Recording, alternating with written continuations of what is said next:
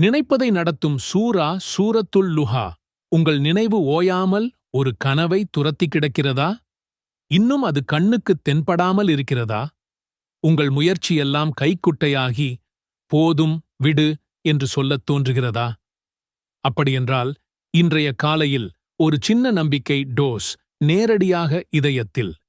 சூரத்துல் லுஹாவை ஒருமுறை இதமாக ஓதுங்கள். ஒவ்வொரு வசனமும் உங்கள் குறுகிய மூச்சை நீளமாக்கும். மக்காவில் ஒரு நாள் வஹி வர தாமதம். மக்கள் நபி ஸல்லல்லாஹு அலைஹி வஸல்லம் அவர்களை பார்த்து சிரிப்பார்கள்.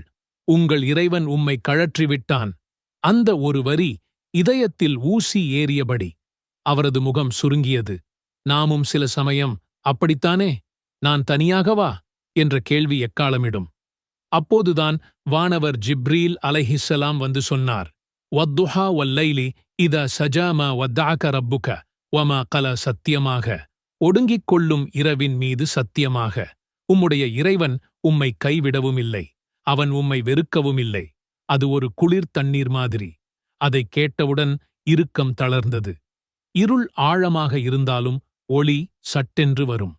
அடுத்து வரும் வசனம் நமக்கும் சேர்த்து நினைவூட்டுகின்றன.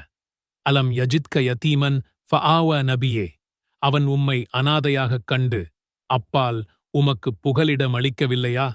எத்தனை தடவை நம்மை யாரும் பொருட்படுத்தாத நேரம் இருந்திருக்கிறது. அல்லாஹ் ஒவ்வொரு முறையும் கையை நீட்டி நம்மை எழுப்பி விடுகிறார். நீங்கள் இன்று இருக்குமிடம் யாராலும் திட்டமிடப்படாதது அல்ல. وَوَجَدَكَ ضَالًّا فَهَدَى. இன்னும் உம்மை வழியற்றவராகக் கண்டு அவன் உம்மை நேர்வழியில் செலுத்தினான். ஒரு நிமிடம் நிறுத்துங்கள். நீங்கள் இப்போது எந்த வழி தவறியிருக்கிறீர்கள்? சில சமயம் தொலைவே திசையைக் காட்டும் முன்னோட்டம். பிறகு வரும் வசனங்கள் நன்றி வலையை விரிக்கின்றன. وَوَجَدَكَ عَائِلًا فَأَغْنَى فَأَمَّا الْيَتِيمَ فَلَا تَقْهَرْ وَأَمَّا السَّائِلَ فَلَا تَنْهَرْ وَأَمَّا بِنِعْمَةِ رَبِّكَ فَحَدِّثْ. மேலும் அவன் உம்மை தேவையுடையவராகக் கண்டு உம்மைச் செல்வத்தால் தேவையில்லாதவராக்கினான். எனவே நீர் அனாதையை கடிந்து கொள்ளாதீர், யாசிப்போரை விரட்டாதீர்.